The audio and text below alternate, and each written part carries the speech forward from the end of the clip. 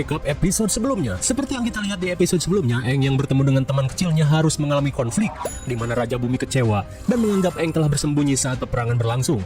Hingga Aang pun diuji melalui pertarungan epik untuk membuktikan kelayakan menjadi seorang avatar. Dan setelah itu, mereka pun sepakat bekerja sama untuk menyelamatkan dunia. Maybe more! How many are there? 5!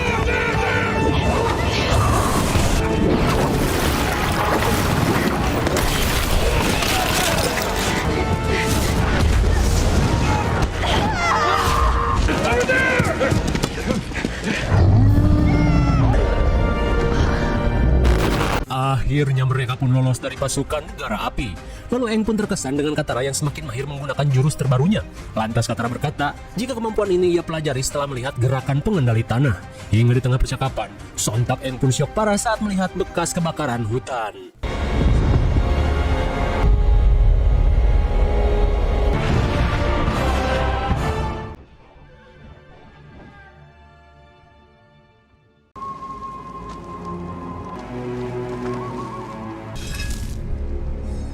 Singkat waktu, Sokka pun menduga jika semua ini diakibatkan oleh negara api.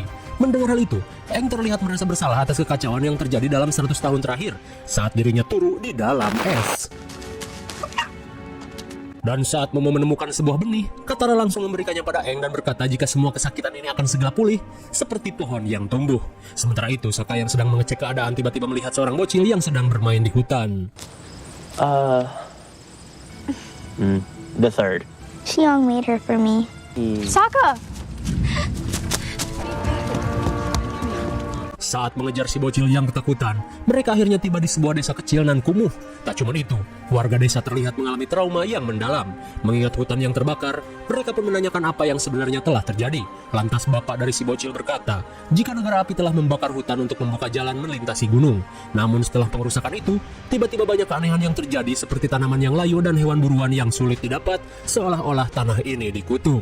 Tak cuma itu, beberapa hari yang lalu orang-orang yang pergi ke hutan untuk mencari makanan sampai saat ini belum kembali. Mereka pun menduga jika kejadian ini berkaitan dengan dunia roh. Mendengar hal itu, Aang yang merasakan sesuatu berkata jika orang-orang yang hilang itu sedang tersesat di alam lain. Lantas Aang yang mampu meraga sukma berniat menolong mereka. Kemudian scene beralih pada Zuko, terlihat ia pun menanyakan perkembangan pencarian avatar pada si Godeg Letnan Ji. Lantas ia pun berkata jika selama perjalanan mereka belum menemukan tanda-tanda dari avatar. Mendengar hal itu, sontak membuat Zuko ngamuk dan memaki-maki bawahannya yang dianggap tidak becus.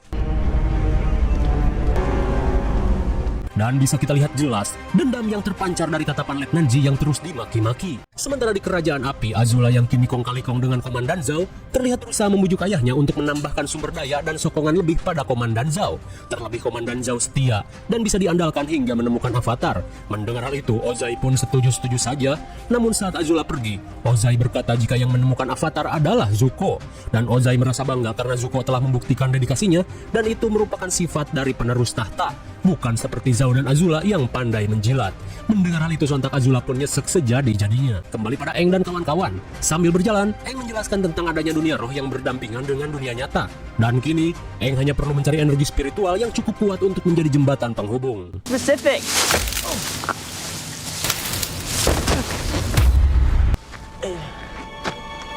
A shrine. Setelah menemukan beberapa patung hewan, Aang merasa jika wilayah ini merupakan tempat pemujaan roh hutan. Dengan begitu ia berniat meraga sukma, sementara Sokka dan Katara berinisiatif menjaga Aang.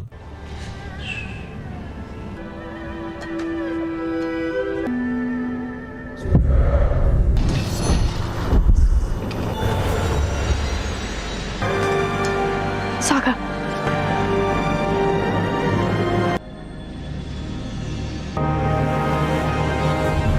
Betapa paniknya Sokka dan Katara saat mereka juga malah ikut terbawa ke dunia roh. I'm sorry! Di keesokan harinya, Zuko dan Iroh baru saja tiba di sebuah desa terpencil untuk mencari avatar dan teman-temannya. Sesampainya di bar, Zuko langsung menanyakan ciri-ciri avatar Aang. Perhaps this... Did you see the waterbenders? Avatar might be traveling with some waterbenders. Rupanya orang-orang di sini memang mengenali Avatar, di mana katanya Avatar botak pernah membantu orang-orang dari bencana gunung berapi dan juga sosok roh pemangsa manusia di rawa. Word has gotten to this backwards hole that brings blood in the water now.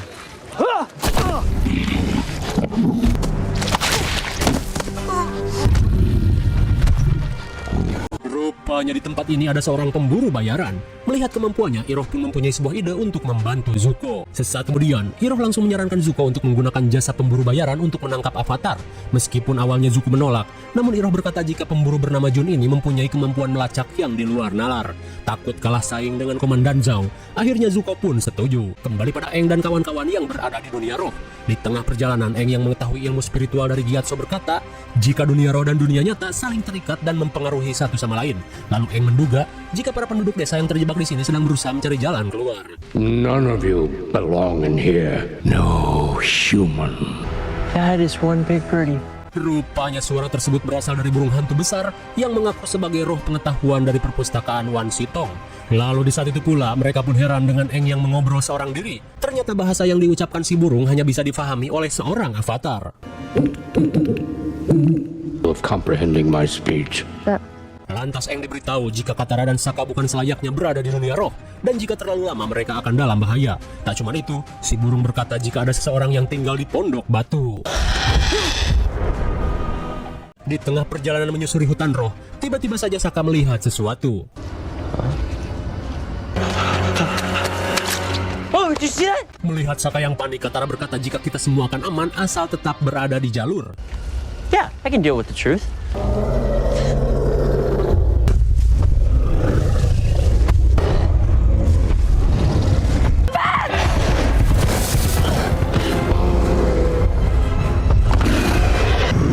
It's wounded. Rupanya makhluk tersebut merupakan perwujudan dari roh hutan yang terluka di tempat ini. Di tengah situasi genting, mereka pun semakin panik karena di dunia roh tidak bisa mengendalikan elemen.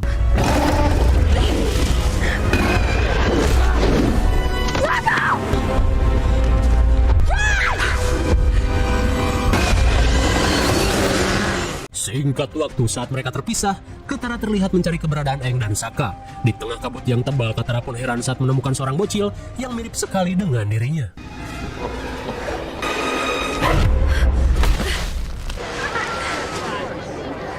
Sontak Katara pun heran dengan dirinya yang tiba-tiba saja berada di suku air. Been looking all over for you. Di tengah rasa tak percaya, Katara pun senang saat bertemu lagi dengan sosok ibunya. Setelah melepas rindu, Katara pun diajak ibunya untuk gabung bersama si nenek. Saat berkumpul dan belajar mengepang, Katara yang penasaran menanyakan keberadaan Sokka. Lantas si ibu berkata, jika Sokka sedang pergi memancing bersama si ayah, dan sebentar lagi mereka akan pulang.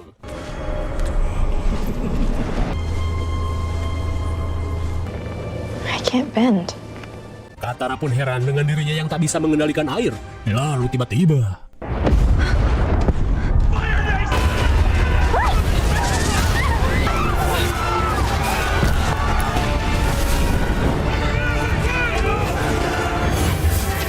Betapa kagetnya Katara karena saat ini ia berada dalam situasi penyerangan negara api. Hide.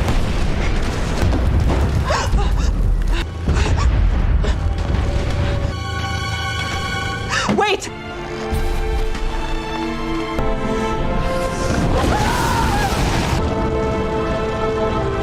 Rupanya Katara diperlihatkan kembali kenangan kelam saat ibunya meninggoy. So much fear. Kemudian scene beralih pada Sokka yang juga ikut tersesat.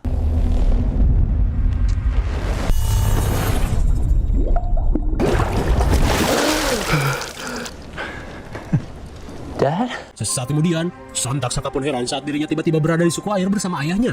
Dan kini, Sokka akan diberikan tanda kehormatan setelah selesai menjalani ujian sekaligus tanda terpilihnya menjadi seorang pejuang suku air. Namun sesaat kemudian, Sokka pun syok parah saat mendengar obrolan si ayah bersama Bato yang telah menolong Sokka lulus dalam tes kelayakan. Dan rupanya, kelulusan Sokka hanya melalui jalur orang dalam saja. Dan itu membuktikan jika dirinya sebenarnya adalah orang cupu.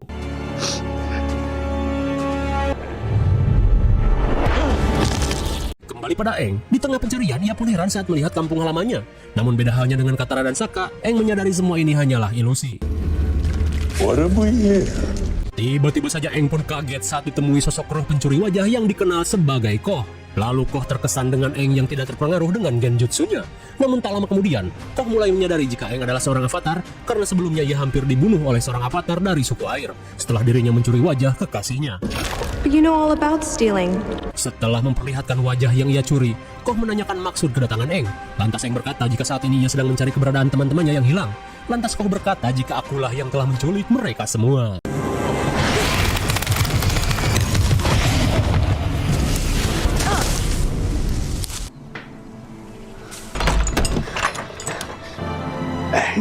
Melihat Gyatso yang berada di tempat ini, Eng menduga jika hal ini merupakan sebuah genjutsu. Namun Gyatso berkata jika semua ini nyata karena Eng berhasil keluar dari kabut. Lantas Gyatso berniat membuktikannya dengan mengajak Eng bermain paiso. Hey!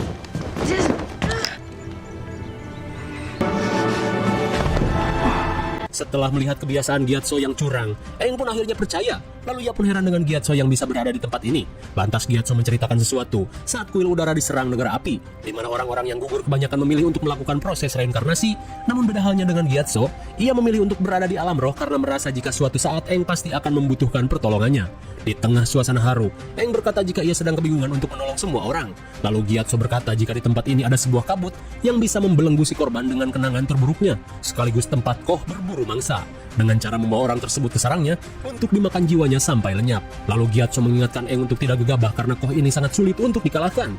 Namun Gyatso teringat dengan sebuah rumor jika dulu Avatar Roku pernah menghadapi Koh dan mengambil sesuatu yang sangat berharga darinya. Mendengar hal itu, Eng berencana pergi ke kuil Avatar Roku untuk berkomunikasi.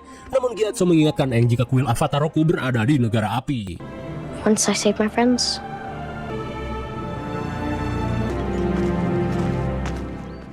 Setelah kembali ke dunia nyata, Eng bergegas melakukan persiapan untuk pergi ke kuil Avatar Roku seorang diri. Lantas ia pun menanamkan benih yang ia dapat di hadapan patung roh hutan dan berkata jika semua akan kembali seperti semula. Lantas ia pun menitipkan Raga Saka dan Katara pada Appa dan Momo. Of course, it feels like we'll always be alone. It's our own pain.